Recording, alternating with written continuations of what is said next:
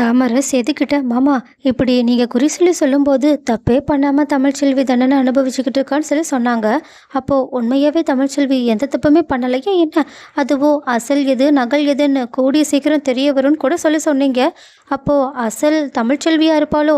அப்போ நகல் யாரா இருக்கும்? ஐஸ்வர்யாவா இருக்குமோ? ஐஸ்வர்யா உடனே, இங்க பாருங்க, நான் ஒன்றும் நகல் கிடையாது, நான் மாமாவோட பொண்டாட்டி. அப்படி நகல்னு பார்த்தா அது அவளதான் இருக்கணும்.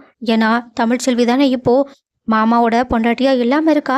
நான் தான் மாமாவோட உரிமையான பொண்டாட்டி, நான் தான் அசல். தேவையில்லாமல் இப்படி பேசுகிறப்பல வச்சுக்காத. உடனே நிலமையை புரிஞ்சுக்கிட்டு சேதுவோம். சரி சரி, எல்லாரும் அமைதியா இருங்க.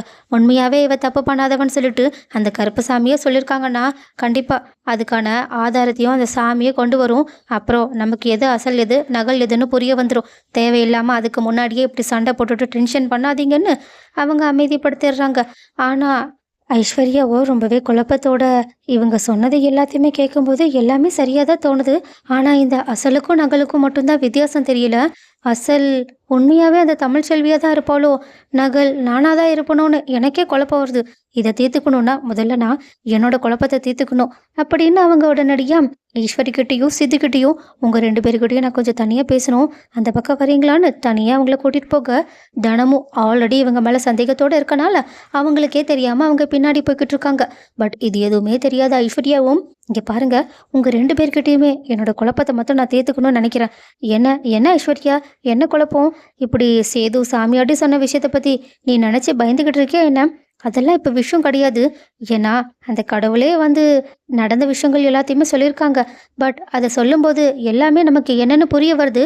ஆனால் ஒன்றே ஒன்று மட்டும் எனக்கு புரியவே இல்லை. அசல் எது நகல் எதுன்னு கூடிய சீக்கிரம் வெளியே வரும்னு சொல்லி சொன்னாங்கல்ல, அதுதான் அதுதான் எனக்கு ஏதோ ஒரு குழப்பத்தை தருது. ஏன்னா நான் தானே அசலாக இருக்கணும். ஆனால் எனக்கு என்னமோ அப்படி ஒன்றும் தோணலை. ஏன்னா கல்யாணம் நடக்கும்போது இருந்த பிரச்சனையில் மாமா என் கழுத்தில் தாலி கட்டினாங்களா இல்லையான்னு கூட எனக்கு ஃபீலே ஆகலை. ஏன்னா மாமா பக்கத்தில் தான் தாலி எடுத்துகிட்டு வந்தாங்க. ஆனால் கழுத்தில் 3 முடிச்சு போட்டாங்களான்னு எனக்கு தெரியவே இல்லை.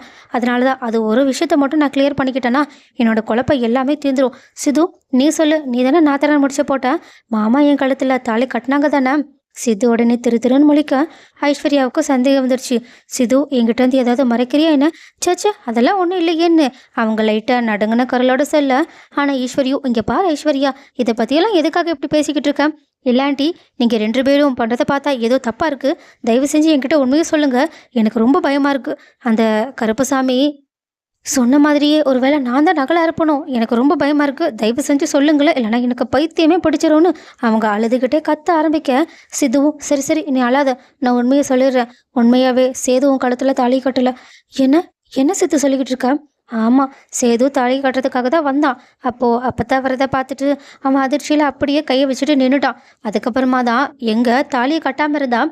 பிரச்சனை பெருசாகிட்டு அப்புறம் இந்த கல்யாணமே நின்றுடுமோன்னு சொல்லிட்டு நான் உடனே அவன் கையிலேருந்து வாங்கி நாத்தனார் முடிச்ச போகிறேன்னு சொல்லிட்டு நானே 3 முடிச்சையுமே போட்டுட்டேன்.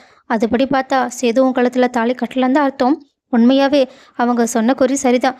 நீ தான் நகல், ஏன்னா நீ தான் கல்யாணமே பண்ணாமல் சேது கூட இருந்துக்கிட்டு இருக்குன்னு சொல்ல.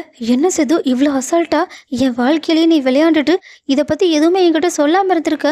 இது தெரியாமல் நான் மாமா கூட சேர்ந்து வரணும்னு எந்த அளவுக்கு ஆசைப்பட்டிருந்தேன் தெரியுமா? இப்போ பார்த்தா மாமாவுக்கு எனக்கும் கல்யாணமே ஆகலன்னு ஆயிடுச்சு. இதுக்கப்புறமா என்னால் எப்படி மாமா கூட இருக்க முடியும்னு ஒவ்வொன்றும் ஆள ஆரம்பிக்கான ஐஸ்வர்யும், எதுக்காக இப்படி தேவையில்லாத விஷயத்துக்கு இப்படி அழுதுகிட்டு இருக்கா ஐஸ்வர்யா? ஆமாம், வேறு என்ன பண்ண சொல்கிறீங்க? இது எல்லாத்துக்கும் காரணம் இந்த சித்து தான் சொல்லிட்டு கோவத்தோட சித்துவோட கணத்தில் பலான்னு ஒன்று விட ஈஸ்வரிக்கோ கோவம் வந்துருச்சு. இங்கே பாரு, சித்து மட்டும் இப்படி பண்ணலைன்னா கண்டிப்பாக உனக்கும் சேதுவுக்கும் கல்யாணமே ஆயிருக்காது. நீ இந்த வீட்டோட மருமகளும் ஆகியிருக்க முடியாது. இந்த கல்யாணம் எப்பயோ நின்று போயிருக்கும். நீ சித்துவுக்கு தேங்க்ஸ் தான் சொல்லணும். ஆமாம், என் கல்யாணத்துக்கே இப்படி கேள்விக்குறியா ஆக்கின சித்துவுக்கு நான் இதுக்காக தேங்க்ஸ் சொல்லணும். இதுக்கப்புறமா நான் என்ன பண்ண போகிறேன்? குறி சொன்ன மாதிரியே நான் தான் நகல்னு எல்லாருக்குமே கூடிய சீக்கிரம் தெரிய வரப்போகுது. அப்படி மட்டும் தெரிய வந்துருச்சுன்னா என்னை பற்றி, என் வாழ்க்கையை பற்றி கொஞ்சமாவது யோசிச்சு பார்த்தீங்களா? என்னை எல்லாரும் எவ்வளோ கேவலமாக பேசுவாங்க. இங்கே பாரு, தாலி கட்டினதை பற்றி நம்ம 3 பேருக்கு மட்டும்தான் தெரியும். வெளி உலகத்துக்கு தெரியறதுக்கான வாய்ப்பே கிடையாது. இதுக்கப்புறமாவும் கண்டிப்பாக இந்த உண்மையை யாருக்கிட்டையும் நம்ம சொல்லவும் போகிறது கிடையாது. ஸோ நீ எதுக்கும் கவலைப்படாமல் இரு. அது எப்படி கவலைப்படாமல் இருக்க முடியும்? அந்த கடவுளுக்கு தெரியும்ல, கடவுளே சொல்லியிருக்காங்க கூடி சீக்கிரம் உண்மை வெளியே வரும்னு சொல்லிட்டு. அப்படி வெளியே வந்துடுச்சுன்னா என்னோட நிலைமை என்ன? என்னோட வாழ்க்கை என்ன ஆக போகுது? இங்கே பாரு, இப்போதைக்கு வேணா சேது உன் கழுத்தில் தாலி கட்டாமல் இருக்கலாம். நான் ஏதாவது பிளான் போட்டு உன் கழுத்தில் தாலி கட்ட வைக்கிறேன். ஏன் தாலி கட்டி தான் ஆகணுமா என்ன? நான் மாடனா வளர்ந்த பொண்ணு தான். அதுக்குன்னு இப்படியெல்லாம் தாலி கட்டாமல் ஒருத்தர் கூட சேர்ந்து வாழணும்னு நான் நினச்சி கூட பார்த்தது கிடையாது. இங்கே பாருங்க, எனக்கு நீங்கள் என்ன பண்ணுவாங்கன்னு தெரியாது. எனக்கும் சேது மாமாவுக்கும் மறுபடியும் கல்யாணம் நடந்தாகணும். சேது மாமா என் கழுத்தில் தாலியை கட்டியாகணும்.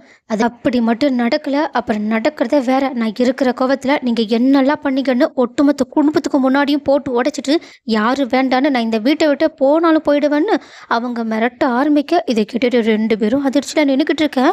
ஆனால் அதை விட பேரதிர்ச்சியில் தனம் இவங்க 3 பேரும் பேசுறதை கேட்டுட்டு நின்றுக்கிட்டு இருக்காங்க. ஸோ காய்ஸ், தனத்துக்கு ஒரு வழியாக இவங்க 3 பேரோட பித்தலாட்டம் எல்லாமே தெரிய வந்துருச்சு. ஸோ தனம் மூலயமா இந்த உண்மை ஒட்டுமொத்த குடும்பத்துக்கு கூடிய சீக்கிரம் தெரிய வரணும். அது மூலயமா தப்பு பண்ண ஈஸ்வரிக்கும் அதுக்கு துணையாக இருந்த ஐஸ்வர்யா சித்துவுக்கும் தரமான தண்டனை கிடைச்சா நல்லா இருக்கும்னு யாரெல்லாம் நினைக்கிறீங்க?